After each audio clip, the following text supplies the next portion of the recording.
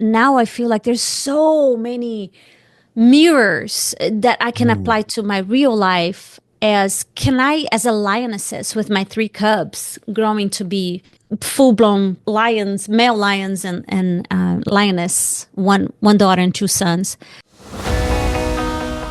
Welcome to Coach Soul, the podcast where we explore therapeutic ways to the best versions of ourselves.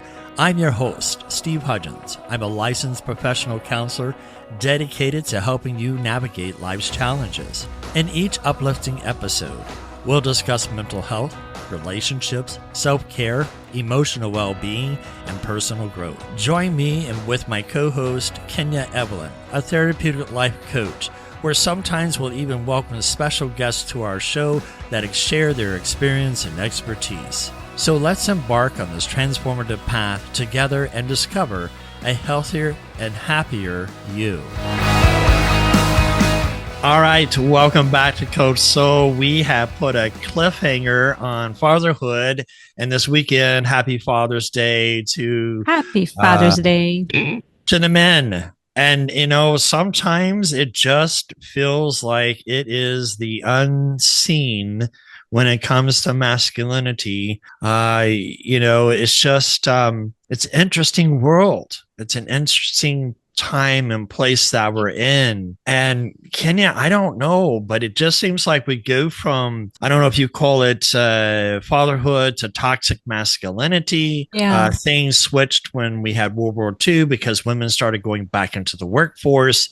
Yes. And then we swing to toxic femininity, feminist. Yeah. Yes. That has pushed men out. Where are we going to be where we can get back into the middle, where nothing's toxic or extreme? Yes. But we're able to create intact, wholesome families. Mm-hmm. Because, you know, we talked about this in our last recording. I made some notes and I thought about what you shared off mic with us about, you know, the lion being removed from the pride, what happened. Yes. There was a video, a documentary on some elephants that were moved from one place to the other. Yeah. And the bull elephants didn't join them. And so the young elephants were just running amok within the elephants. They put the bull elephant back into the tribe of the elephants and it calmed down. So I got to thinking, and I want you to chime in on this thought. When the world forgets a man's purpose, it shrinks him to a paycheck or a presence. Correct. Oof. But a father is more than a provider. He's a protector of meaning, a mirror of identity, a compass for becoming. His strength is not loud, but lasting. His legacy is not what he leaves behind, but what he builds within. Oof. I have so many thoughts on that. I just want to say welcome back, listeners. For the father, for the male to transform what's happening in the world right now, he has to make a choice. So this is why I want to start this podcast, inviting our listeners to make a choice. As you're listening, I just want you to choose to matter. Now, she doesn't hear me. I've tried. None of that. I really want you to make a choice that you are here, that you matter, that your purpose doesn't start by something big and bold and $1 billion or $1 million, something. Your purpose starts by feeling and being fully alive and present in this moment with yourself first and then with others. And if you didn't have any model, you get to be the model. Congratulations. You are the model in your lineage. You're the model for your children. You are the lion, the king, the one, that man. And if you don't know how welcome you get to discover, I guarantee you that when you make a choice to discover, you will you magnetize a group of people in your own community. And it could be a group of one. 1 + 1 is 2. To relearn masculinity together, which it will probably look a lot like, and I say probably because I'm not a male, but it will probably look like mirroring from each other's greatness. So with that said, as you make a decision, did you say your internal yes, I'm willing to discover, I'm willing to step up, I'm willing to own this new identity.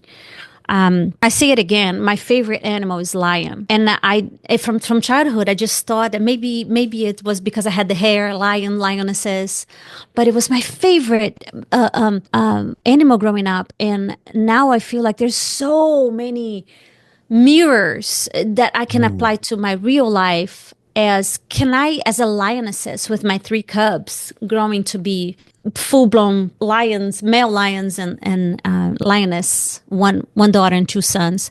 I want them to be the king. I'm shaping them to own the identity by design, by being God's children. I don't know how. We are discovering that, navigating first through childhood, now through the teens, and then into the adulthood. But here's the invitation. If I tell them to go look outside of themselves in the pop culture, they will see men that are castrated across board.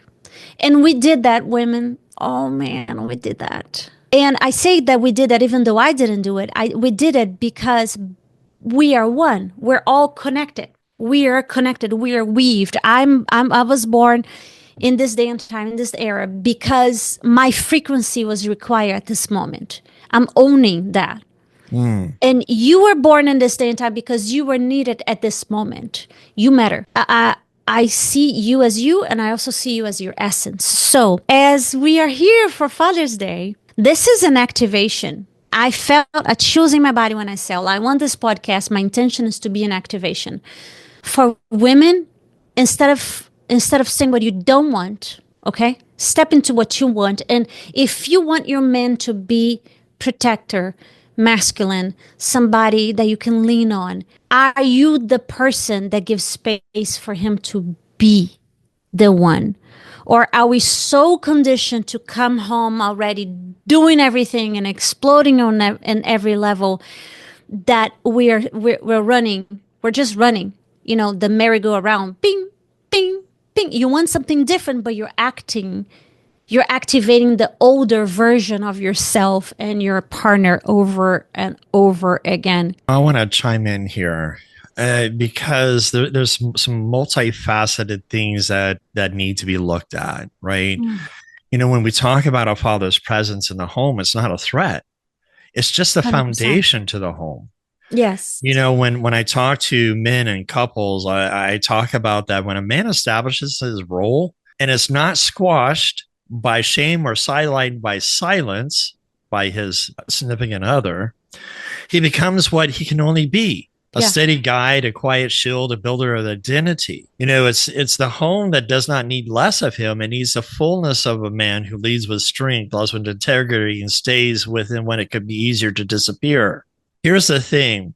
We've spoken about this before, but I want to remind our reminders of our listeners that the word submit, I don't think it's ever been translated appropriately because we think, it's a sign of weakness, or I have to give up my identity. When I think about, the biblical term submit, it just doesn't apply to the female because it also applies to the male.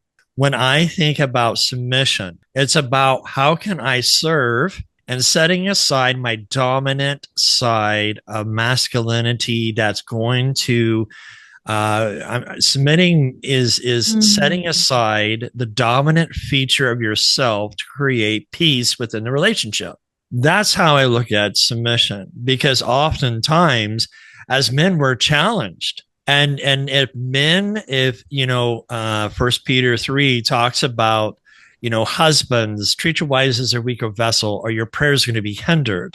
I don't like that terminology because it doesn't set with our culture in today, meaning the weaker vessel. I know what it means by emotion. What I like to just translate is men, be careful of how you react to your wife's emotions. Oftentimes, I talk to couples about how men need to be stable. And he's like, well, wait a minute. She's always talking about her problems coming down on me.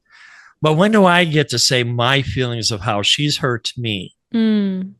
Women, I just some advice. And I want you to chime in after this statement. Yeah.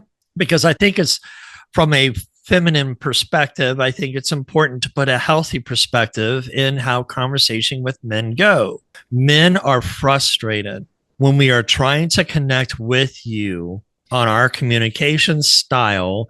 We are often shut down because we're interrupted and we cannot finish our thought. Yeah.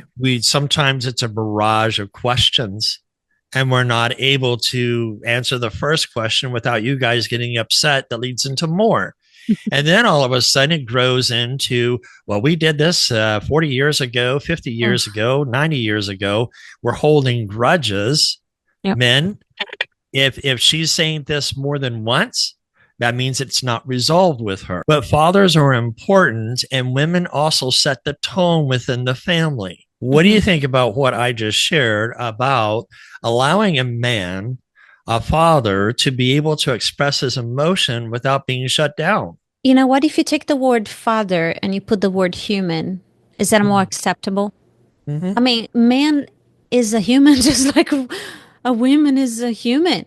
If I tell my girlfriends, hey, just call me when you have something to celebrate, but don't call me for a yearful, our friendship is over because she needs to have the openness just like I do. Hey, girl, I'm here for you. Right. And call me whenever. We do life together. So in that statement, we do life together.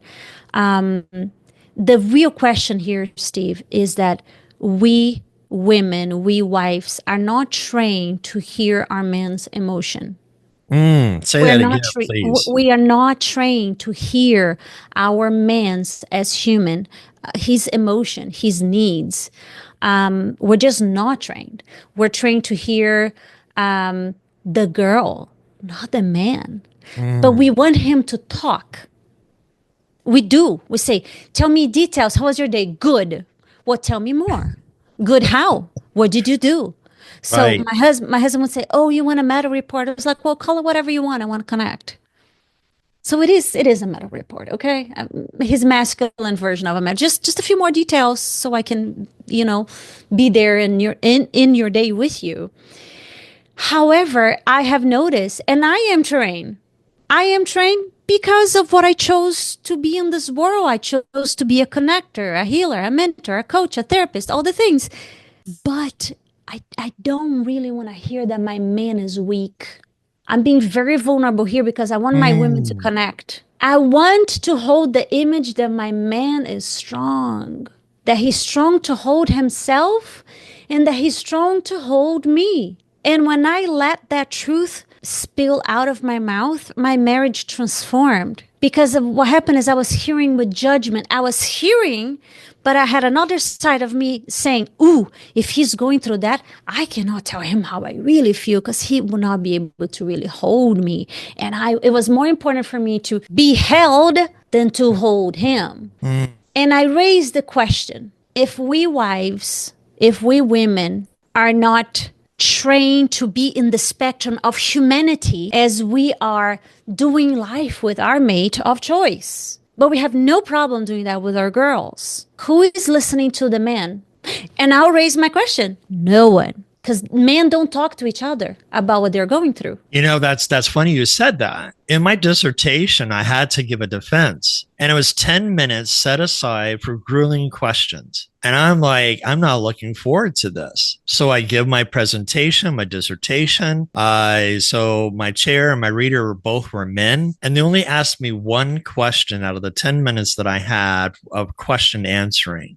Steve, how come you didn't have enough men in your study? Now, I studied blended families. I had 11 people total. I had 9 females, 2 males. And they were asking, well, in a 2023 documentary of research, it states that men, we just don't want to talk. We don't want to give. But when it comes into the family and a man's trying to be able to be supportive and be there, a man's heart does not die from silence. That's right. It dies from being unheard. That's right. Because when his voice is constantly dismissed, his emotions are buried under duty, and his pain is labeled as weakness, he learns to armor up instead of open up. The soul of a man was never meant to be caged. It feels like it. His true strength is not found in suppression, but in the sacred place where a man's allowed to do what? To feel, to speak, and to be honored. And oftentimes, like you said, neither man or female has been taught how to treat one another. And we're having to reparent ourselves all over again from my childhood hurt wounds. And one of those things that came out of my study of why blended families fail in a high divorce rate of 65% or higher comes to unhealed trauma wounds from the childhood, the first marriage, and it goes into the second, and it carries to the entire life. it does. So what are some ways you say that women have not been taught? Then what are some things or tools that we can give to our listeners to try to help for men to be able to say, hey, I feel comfortable enough to share. Yes. Because oftentimes, I've seen it with a lot of men. I've experienced it where we get pushed in a corner, our anger gets elevated, and we're labeled as temperamental. And yet we've also warned, hey, I'm at my threshold. We need some space, but we're continually being chased. Well, I'm going to start by saying there is a constant breath to breath invitation to be in this moment. And you can call me redundant because I say that over and over again, but because in this moment, do you love your man? Oh, but he did. In this moment, do you want your marriage to work from this day forward, from this moment forward? If you say yes, be in the awareness. The tool number one is the decision that you want this to work. I cannot tell you the amount of women that lives in the bridge for 5, 10, 15. If this doesn't work, I'm not sure. And I was one of them. That's why I know. So make a decision to decide, to cut off. And then you be in the awareness that your person, your husband, is a human. He has all the human needs that you do. And it looked very different, but it doesn't mean he doesn't have. From birth, man is taught to shut down. Thank God this is a new generation where we're teaching your kids emotional intelligence. You're teaching your kids to express, inside voice, outside voice. So go scream, go express. However, if you're married for any amount of time, your man is an adult, and the odds are he was not raised that way. So see him as a compassionate human with eyes of somebody that got shut down. And that shutdown literally is a clogged in the channel of giving and receiving. I will say that again. The male shutdown is a clogged in the channel of giving and receiving. So if you want to receive the giving of love, it looks a lot like being in awareness that he deserves. He deserves to be heard, seen, and felt, which doesn't mean that he's safe to be heard, seen, and felt. This might be just the crack in the door that opens up the journey. Your marriage 2.0, 3.0, 4.0, maybe even with the same person. This is a new era. To open up conversation. Hey, hon, how does it look like to be heard for you? What makes you feel heard? And he might just say, I want eye contact, honey. Or it might just be, I want to be asked with you not in a hurry. Like my husband would say that. Like, you ask, but you're always doing as you ask. I don't feel like you really want to hear. You want to know? Really want to know what I hear? And even as a man, we want physical touch. That is our number one basic love language, just as a woman wants communication. When you think about to love a man, to truly love him, is to see beyond what he can provide into what he can carry. And if you love him, let him know that being a father does not mean he must disappear behind the role. His presence Yes. is just not needed. It's a sacred, uh, honor to honor the weight he bears in silence. Got it. There's battles that we fight without applause. There's Mm. protection that we offer without asking for praise. And so when you think about who raises us, women. And when men are not there, and you wonder why we have so many males entering into feminism, sports, and playing and beating women, is because they haven't been taught how to be a man. Oof. There Preach it. hasn't been a role model that's there. Yeah. Men should have honor, dignity, and being able to be a provider, but not to be taken advantage of. So when you think about Father's Day, don't just thank him, Yes. see him. Because every strong father was once a boy who needed to know that love could reach him too. Mm. Because I don't know, for me, Kenya, just just for a woman to be able to take that moment to gaze into her eyes, or for her to run her fingers through my hair, it's just I don't know, it just melts me, so to speak. And men like the physical touch from their female. We want the Mm. softness, and softness does not mean weakness. Oh gosh, no. And what I'm hearing you saying is the connection. Yes. It is Oh, it for is the sure. connection that melts any harden in his field. I can see that. I sense that. And I see that in my own relationship. You nailed it. And I would love for the fathers today to know that it's okay to not know. Mm-hmm. It's okay to recreate from scratch. It's even okay for you to realize today, in this moment, that you have been repeating perhaps a pattern that you want to stop, that you want to connect with your children differently, that you want to hear from them differently, that you want to say, hey guys, I feel like I am just providing and working and I don't feel seen.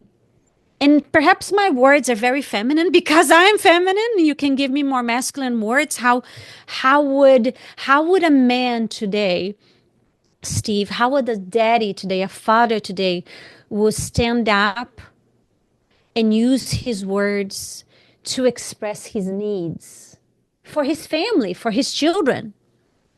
How would he feel so safe to dare to create a new paradigm inside his own house? Because let me tell you, that for me is the key to change pop culture. Is not to talk about what's out there, but to create all here in Mm. your home, in your car, in with yourself, the weaving of the ground, the what does it mean to be in this ground that you know who you are, that you dare to say, I know who I am, even though you know you're becoming One that of the masculine things man, that connection. One of the things that I had to realize within my own self before becoming a therapist is I was trying to redefine myself. I went to my own therapy to try to find some healing. And one of the things that in the next 4 or 5 minutes we have left, for me, and I often try to help men to understand this too, is that he needs to learn the difference between peace and silence. Because suppression often demands compliance. Rising means speaking truth without aggression and with unwavering presence. He doesn't need to seek permission to be whole. He honors his voice, his needs, his emotional reality, even when the environment tells him to what? To minimize or perform.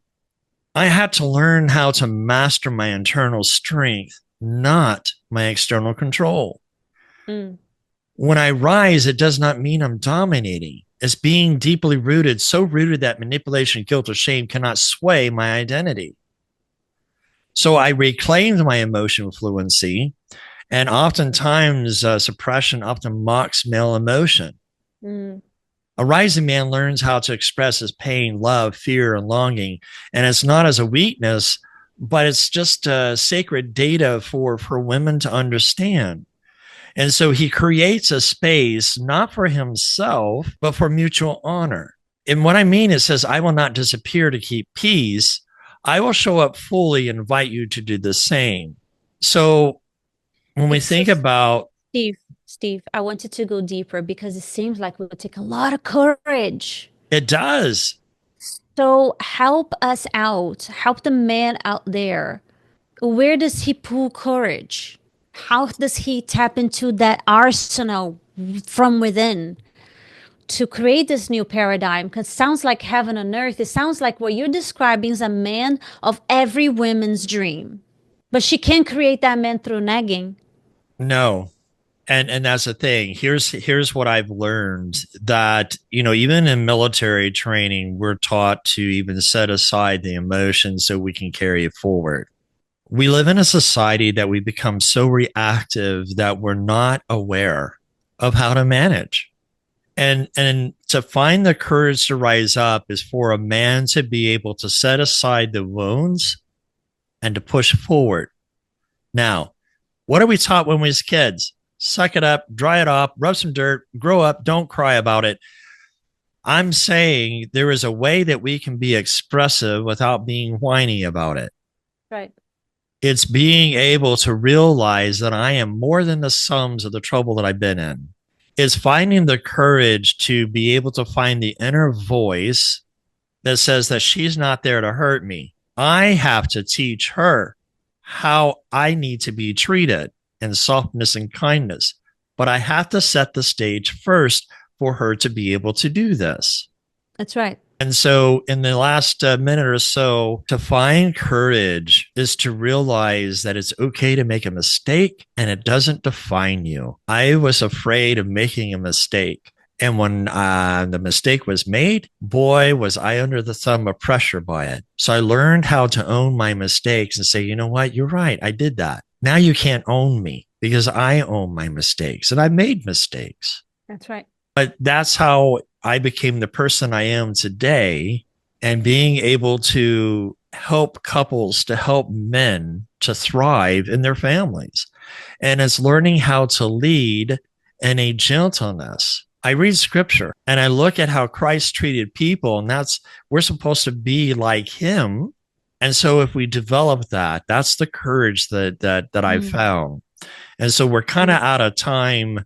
I would like to say something Yes. as we close. Courage is neither female or masculine. Courage is a virtue. So in this moment right now, I want you to tap into the frequency of this podcast. My beloved fathers, men to be, father to be, not men to be, fathers to be, daddies to be. There is so much goodness and courage and clarity in this podcast right here, this day, this time. I wanted to borrow the courage that Steve just had to redo his life, to borrow my courage to go through all the things that I've been through to be here talking to you. And I wanted to borrow your courage from yourself. Literally right now, tap into so many versions of you that recreated, that showed up differently, stronger over and over again, that became who you are today. You had to overcome things. I know you have so much courage and brave, and the lion in you wants to roar. So take that as an ownership. Let this be an activation that you feel right now throughout your body, throughout your senses, throughout God in you. And we bless you. We bless you on this Father's Day as you recreate a new way of being, a new way of father from this breath forward, from this moment forward for you, your children, your children's children across all time and space. Amen. Thank you. Because courage is not the absence of fear in a man's heart, it is the presence of purpose greater than himself. A man becomes brave not when he stops trembling, but when he keeps moving toward what is sacred anyway. And so until next time, take care and God bless. We love you. Thank you for tuning in to today's episode on Coach Soul. As we wrap up, we want to remind our listeners of a few key points. This podcast is for informational purposes only and does not substitute professional medical advice. diagnosis, or treatment. The content shared here is based on professional opinion but may not apply to everyone's situation. Always consult with a qualified healthcare provider before making changes to your mental health care. If you're in a crisis, please seek immediate professional help or contact a crisis hotline. Listening to this podcast does not create a therapist-client relationship. For personal advice, please consult with your licensed mental health professional in your area. Remember, your mental health journey is unique. While we hope this information is helpful, it is crucial to work directly with the qualified personnel for your specific needs. Thank you again for tuning in to Coach Soul, and we'll see you next time.